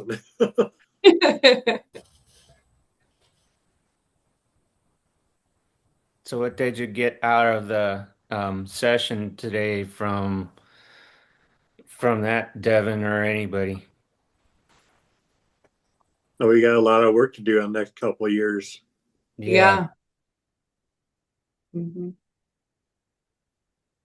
And I think same with that leadership series too. So Yeah. Yeah, we have a lot of stuff coming through for partners. Um, this, I mean, just our grant in general, we're a self advocacy grant, not just partners. So we do a lot of other stuff too. So this summer, we're really doing a lot of things. So we're splitting up and doing a 1 day conference in Rapid City. And then we'll also be doing something similar to that in Sioux Falls. So that'll be in August. The beginning of August, we'll be in Rapid doing a 1 day conference, very short, having new different speakers come in that we've never heard from. Um, we are doing some more outreach activities. Excuse me. So later this month, we are going to be doing a disability awareness day at the Canaries at the Birdcage. So information will be coming out about that really soon. Some of you might have gotten emails about volunteering to be a part of that. So yeah, we have a lot of stuff. So if you guys, I appreciate everyone that participates because I put a lot of time and energy into making this good for you guys. And so if you have an idea, there's something that you don't like or something we should include, please let me know. But I'm trying to keep constant things going and happening so that if you can't make one thing, you can make something else. But yeah, it's going to be a good year. And I think that she has given us a lot to consider and think about. And yeah. I think it'd be good. I would be interested in helping out with the birdcage. Um, and I think I would do the Rapid City one too, Devin. Yeah. Yeah. So just check your emails. And if you're not getting an email from me, then double check that it's not in your inbox, spam, trash stuff. Just make sure you're getting them. But yeah, does anybody have any questions for me at all? Yeah, Devin, that leadership day in Rapid City, is that okay for us to share with others, or is it just for people from partners? That's a great question. Right now I have it set up as like a continuing ed for people that have been in partners. That's not to say that we wouldn't do something and open it up. Let me touch base with our executive director because right now we have it just set up for current partners, graduates, and we might want to do something different where we're having new people come in, but that could also be a recruiting kind of thing. So right now it's just for individuals in that Rapid City area. That's kind of the goal. From partners. Right, Okay. from our already graduates, but okay, because I was just curious if I could share it with all my families, but so yeah, well, and partners is coming up. So that if you want to share that, that would be great. And that's all free and those things. And we might look into if there's more interest in those smaller 1 day things, we might look into doing something more like that more frequently. Okay, thank you. Yeah. Anybody else? I just filled out my registration form for you, Devin, for the Rapid City. Okay.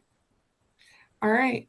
Well, I will let you guys go if you don't have any questions. If you do have questions, just send me an email. If something comes up later, I'll get the transcript and stuff. It takes a little bit to process it, but then we'll get that popped up and sent out so you guys can listen and share it. And I'm this will be excited. on the partner website too to watch Yeah. it again too.